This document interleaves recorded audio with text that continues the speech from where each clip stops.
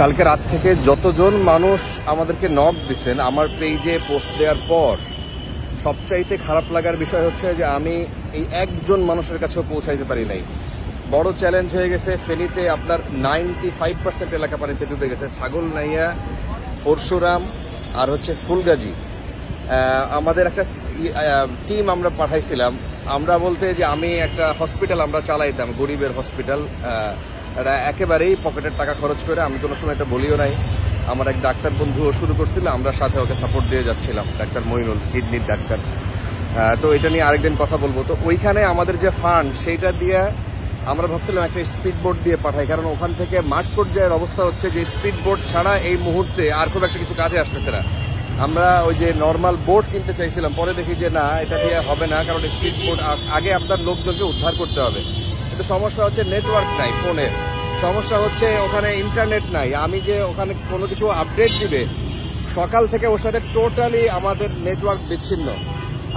আবার আরও একটা বড় চ্যালেঞ্জ হইলো যে আমি ভাবছিলাম এর মধ্যে তো আমার যাওয়ার দরকার নাই এবং যাওয়া লাগবে না।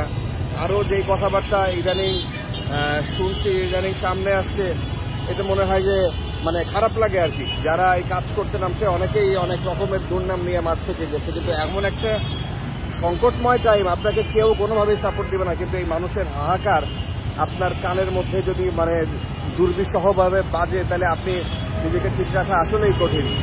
আমরা কালকে ওই একটা স্পিড বোটের খরচই অনেক, মানে পার ডে ওরা স্পিড বোটের ভাড়া এবং যে ড্রাইভার ওর সহ 10,000 টাকা নেয়। আর 30 জনের মতো ক্যাপাসিটি আছে। আর হচ্ছে যে তেলের খরচ অনেক বেশি, 130 টাকা না 31 টাকা করে অকটেনে চলে।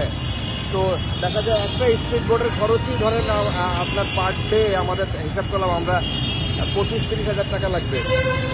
তো ওই ক্যাপাসিটি দিয়ে পাঠানোর পর যারা মেসেজ পাঠাইছেন যে আমরা ওইখানে যাওয়া পর্যন্ত মানে সেই পর্যন্ত পৌঁছানো যায় নাই। পরশুরাম এলাকায় শুরু করতে চাইছি, ছাগলনাইয়া পরশুরাম এই দুই এলাকা মানে যেখান দিয়ে যাচ্ছে সেইখানেই মানুষ এরকম আটকা তাদেরকে নিয়ে ধরেন উদ্ধার করে বিভিন্ন যে আশ্রয় কেন্দ্রে আছে সেই পর্যন্ত আসতে আসতে মানে খবর হয়ে যাচ্ছে আপনি কয়জনকে তুলবেন।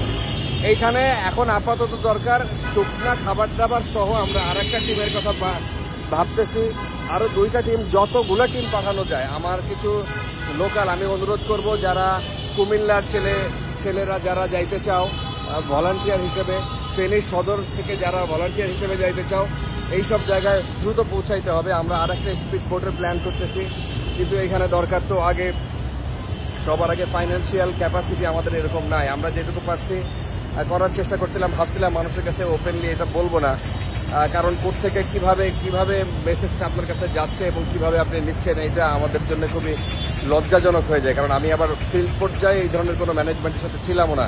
আমার বন্ধু ডাক্তার, আমি এখন আবার যাচ্ছি একটা স্পিড বোট, ওরা কত টাকা চাইছে নেগোসিয়েট করে যদি একটু কমায় দেওয়া যায়। তো আমি ওদেরকে ডিটেল দিয়ে দিলাম। এটা একটা ফাউন্ডেশন, আমরা হসপিটালটা এই ফাউন্ডেশনের মাধ্যমেই চালাইতাম। তো এইখানে মানে হসপিটালটা অলমোস্ট ফ্রি। আপনারা শ্যামলীতে একদিন আসবেন, হিউম্যান এইড হসপিটাল আর কি। তো এই অ্যাকাউন্ট ডিটেইল আমি দিয়ে দিলাম। এইখানে আপনারা যেভাবে পারেন যতটুকু সম্ভব আপনারা কন্ট্রিবিউশন করেন। আমাদের যেহেতু এই বিকাশ বা নগদ নাম্বার এইটাও হচ্ছে ফাউন্ডেশনেরই নাম্বার। এই অ্যাকাউন্টটা দেখে হচ্ছে আমার বন্ধু ডাক্তার মইনুল, ওই সব কিছু করে।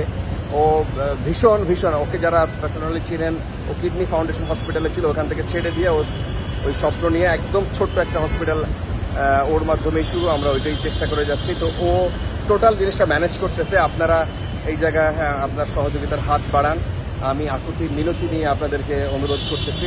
আমরা চেষ্টা করে যাচ্ছি। সবচেয়ে বড় সমস্যা হলো যে নেটওয়ার্ক নাই দেখে কোনো কিছু এখান থেকে আপডেট দেওয়া যায় না। আমি এখনও ঢাকায় আছি, এখান থেকে মানে আমাদের ক্যাপাসিটি যাতে তৈরি হয় সেই চেষ্টা করে যাচ্ছি।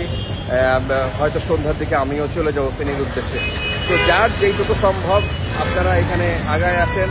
আমার মনে হয় এই সংকটের সময় সব কিছু ভুলে যান, মানুষের পাশে দাঁড়ান, ইনশাল্লাহ পরিবর্তন হবেই।